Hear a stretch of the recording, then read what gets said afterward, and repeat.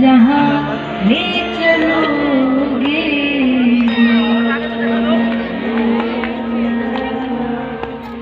तो भगवान की भक्ति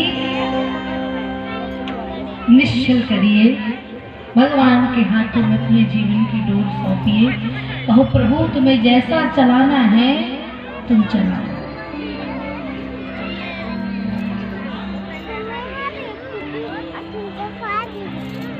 सुखदेव जी महाराज बोले, राजा परीक्षित गुरु जी की तरह ही एक भगवान के भक्त और हुए, प्रहलाद जी। प्रहलाद जी का जन्म कैसे हुआ? जो ब्रह्मा जी ने 10 ऋषि प्रकट किए, उन 10 ऋषियों में एक ऋषि है कश्यप ऋषि। कश्यप ऋषि की जो दिति नामक पत्नी है,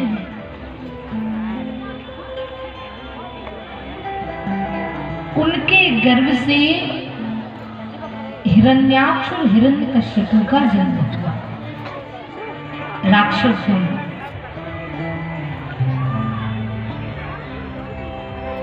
परीक्षित जी बोले, कश्यप ऋषि तो महात्मा थे, साधु थे, और एक महात्मा के बेटे राक्षस कैसे हो गए? सुखदेव जी बोले, राजा परीक्षित एक दिन सायंकालीन बेला में देवी दिति ने कश्यप ऋषि से काम भावनावश प्रेम किया। इसलिए कहते हैं कुछ काम है जो सायंकालीन बेला में नहीं करने चाहिए। सायंकालीन बेला में ना तो भोजन करना चाहिए, ना ही शिक्षा अध्ययन करना चाहिए, ना काम भावना रखनी चाहिए,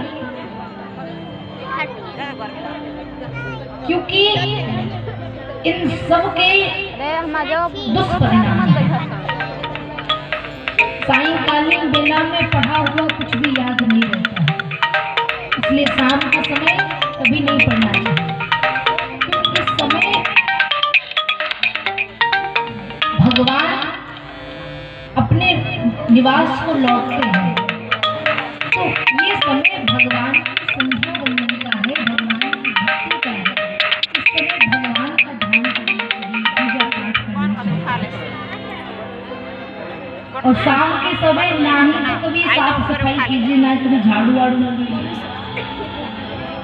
क्योंकि और ना ही सायंकालीन बेला में शयन करना है, सोना भी नहीं।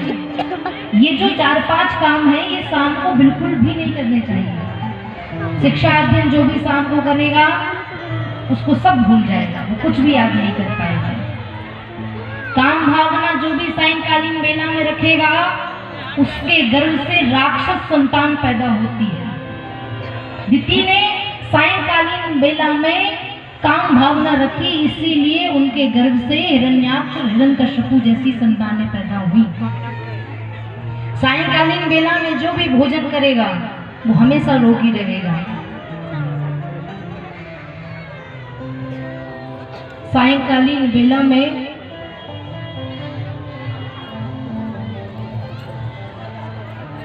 शयन करने वाला सदैव निर्धनता का भोग भोगता है। अरे हिला मत। उसके हाथ में कभी लक्ष्मी नहीं रह सकती है। तो घर में यदि लक्ष्मी चाहिए तो ना तो कभी शाम को सो और ना ही कभी घर में शाम को झाड़ू पोछा कीजिए, साफ सफाई कीजिए। तो दिति ने